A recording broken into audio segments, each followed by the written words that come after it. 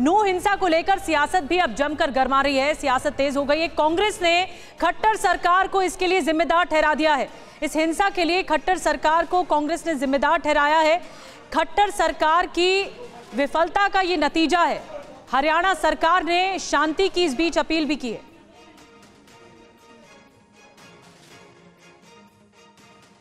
नहीं, पूरी जानकारी मिली है और वहाँ पर अतिरिक्त फोर्स भेजने के लिए कहा गया है। आजू बाजू के सभी जिलों की फोर्स वहाँ पर पहुँच रही है और हमने केंद्र से भी बात की है। वहाँ से भी एयर ड्रॉप 3 कंपनियाँ हम करने जा रहे हैं लोगों को रेस्क्यू करने के लिए। और वहाँ के हमने मेवात के इंटरनेट बंद करने के भी आदेश जारी कर दिए हैं ताकि लोग अफवाहें ना फैलाएं। और हम शीघ्र वहाँ पर शांति बहाल करने की कोशिश कर रहे हैं। और मैं सारों से कहना भी चाहता हूँ कि सबसे पहले वो सारे शांति बहाल करें, ये मैं अपील भी करना चाहता हूँ। नूह मेवात में, मानेसर में और गुड़गांव में जिस प्रकार से बेहिसाब और बेइंतहाशा हिंसा, आगजनी, तोड़फोड़ और चोटों की खबरें आ रही हैं, ये अपने आप में दिल दहलाने वाला भी है और अत्यंत चिंताजनक भी। ये सीधे सीधे कानून व्यवस्था का फेलियर है, खट्टर सरकार की नाकामी का नतीजा है। हरियाणा को पहले भारतीय जनता पार्टी की सरकार ने जातीय हिंसा में धकेला था और वो आग वर्षों तक धधकती रही। अब जैसे ही चुनाव नजदीक आ रहा है, हरियाणा को धार्मिक हिंसा के अंदर धकेला जा रहा है।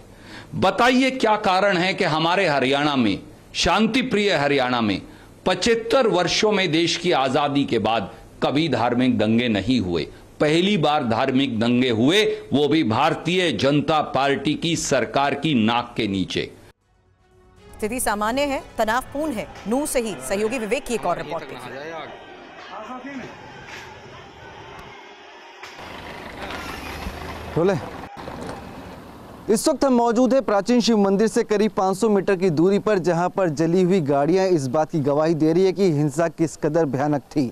इस वक्त आप देख सकते हैं तस्वीरों में कि मंदिर से महज 500 मीटर की दूरी पर आपको जली हुई गाड़ियां नजर आएंगी। देख सकते हैं कि एक जो टेम्पू है वो जला हुआ है। साथ ही आगे की तरफ आप देखेंगे तो यहाँ पर एक कार जो है वो पूरी तरह से आग के हवाले कर दी गई। अभी भी धुआं उठता हुआ नजर आ रहा है और इसी तरह की तस्वीरें मंदिर से महज 500 मीटर की दूरी पर देखने को मिल रही है। जहां तक नजर जाती है वहां पर सिर्फ जली हुई गाड़ियां नजर आ रही हैं। इस वक्त तस्वीरों में देख सकते हैं कि आगे की तरफ आपको नजर आएंगी कि जली हुई गाड़ियां हैं। यहां पर एक टेम्पू है, उसको भी आग के हवाले कर दिया गया है। बताया जा रहा है कि जब शोभा यात्रा निकल रही थी तो यहाँ पे जो लोग पहुंचे थे शोभा यात्रा में शामिल होने के लिए, उन्होंने अपने वाहनों को यहाँ पार्क किया हुआ था। और जब आगजनी की घटना को अंजाम दिया जा रहा था तो उपद्रवियों ने यहाँ पर खड़ी गाड़ियों को निशाना बनाया और उन्हें आग के हवाले कर दिया। इस टेम्पो की अगर हम बात करें तो इस पर डीजे लगा हुआ है, तो यहाँ पर आप देखेंगे कि जली हुई कार नज़र आएगी। देख सकते हैं कि टेम्पो पर डीजे की जो स्पीकर्स हैं वो लगे हुए हैं और कार को पूरी तरह से आग के हवाले किया हुआ है। आगे की तस्वीरें देखेंगे तो आपको ये जो गाड़ी है वो भी जली पूरी तरह से नज़र आएगी।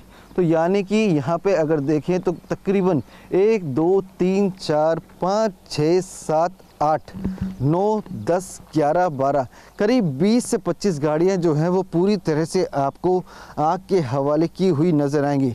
देखिए ये जो गाड़ी है ये पूरी तरह से जल चुकी है, टायर जो है वो पूरी तरह से जल चुके हैं, अंदर की जो सीट थी वो जल चुकी तक जो है वो पूरी तरह से है।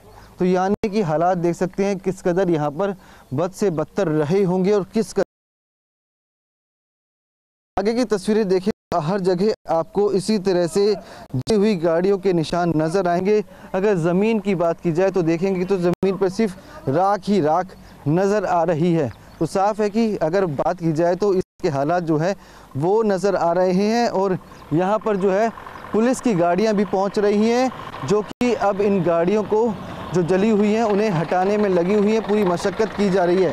देख सकते हैं कि पुलिस की टीम जो है वो यहाँ पे मौजूद है, जो कि जली हुई गाड़ियों को यहाँ से सड़क से हटा रही है, क्योंकि यहाँ पर अब ट्रैफिक की आवाजाही जो है वो शुरू की जा सके और स्थिति को सामान्य किया जा सके। लेकिन यहाँ पर अगर आप देखेंगे तो यहाँ पर भी आपको सिर्फ गाड़ियां जली हुई नज़र आएंगी। ये देख सकते हैं कि एक बाइक जो है वो इस कार के ठीक नीचे आपको नज़र आ रही होगी, पूरी तरह से जली हुई है। आगे की तस्वीरें भी देखें तो यहाँ के हालात भी अलग ही नज़र आ रहे हैं। उपद्रवी मानव की पूरी तरह से सोच के आए थे कि आखिरकार उन्हें किस तरह से गाड़ियों को आग के हवाले करना है और कैसे कैसे इस पूरी वारदात को अंजाम देना है। फायरिंग की गई, आगजनी की वारदात को अंजाम दिया गया, लाठी डंडे का इस्तेमाल किया गया। काफ़ी पुलिस वाले घायल हुए हैं जिनका अस्पताल में इलाज चल रहा है। लेकिन तस्वीरें बेहद ही परेशान कर देने वाली है। देख सकते हैं जेसीबी मशीन के द्वारा यहाँ पर जो जली हुई गाड़ियाँ हैं उन्हें पुलिस हटवा रही है और इसी तरह की तस्वीरें हर जगह देखने को मिल रही है, क्योंकि अब यहाँ से जो गाड़ियाँ जली हुई हैं उन्हें हटाने की कोशिश में प्रशासन लगा हुआ है, जिसके चलते ये आम ट्रैफिक के लिए रास्ता खाली करवाया जा सके। और यहाँ पर जैसे जैसे मशीन आप देखेंगे तो यहाँ से गाड़ियाँ हटवाई जा रही हैं और इधर देखेंगे कि खेतों के अंदर भी कुछ गाड़ियाँ जो हैं वो पलटकर गिरी गई हैं, जिसके पूरी तरह से शीशे जो हैं वो चकनाचूर नज़र आ रहे हैं। और तो यही हालात जो हैं वो नूह इलाके में देखने को मिल रहे हैं। जगह जगह पर जली हुई गाड़ियाँ देखने को मिल रही हैं और इससे अंदाज़ा लगाया जा सकता है कि आखिरकार हिंसा कितनी भयानक हुई होगी। तो साफ है कि फ़िलहाल प्रशासन यहाँ पे पूरी तरह से अलर्ट मोड पर है। पैरामिलिट्री फोर्स, RAF जवान और हरियाणा पुलिस के जवान जगह जगह पर तैनात हैं। इलाके में पूरी तरह से शांति बनाने की कोशिश की जा रही है और अब देखा जाएगा कि आखिरकार इन वारदातों में शामिल कौन लोग थे, उनकी पहचान कर जल्दी उनसे गिरफ्तारी भी की जाएगी। कैमरामैन खुर्शीद के साथ विवेक शर्मा, TV9 भारतवर्ष, नूह। हिंसा वाली जगह से आपने विवेक शर्मा की रिपोर्ट देखी। विवेक दिखा रहे थे कि नूह में कितना ज्यादा नुकसान हुआ है इस हिंसा की वजह से। कई गाड़ियां, 10 गाड़ियों में अचानक से आग लगा दी गई और हिंसा देखते ही देखते विकराल हो गई। अब हमारे साथ सोहना से जुड़ रहे हैं पुनीत, उनके पास चलते हैं, वो हालात बताएंगे सोहना का, क्योंकि नूह और सोहना सबसे ज्यादा प्रभावित हुए इस हिंसा में। पुनीत, वहां पर इस वक्त क्या हालात है सोहना में? कुछ देर पहले रजनीश दिखा रहे थे कि पत्थरबाजी भी वहां जमकर हुई है।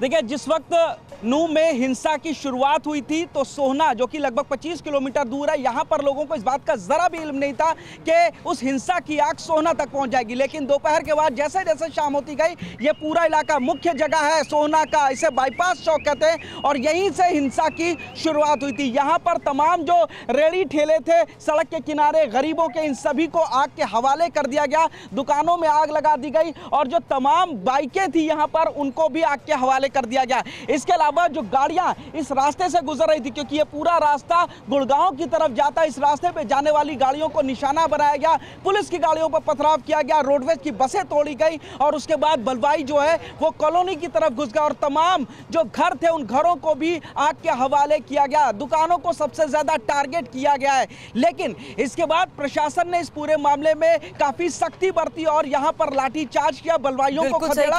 लेकिन यही वजह है कि अलग अलग इलाकों में जिस तरीके से आगजनी होती रही, लोगों के बीच डर बढ़ता गया।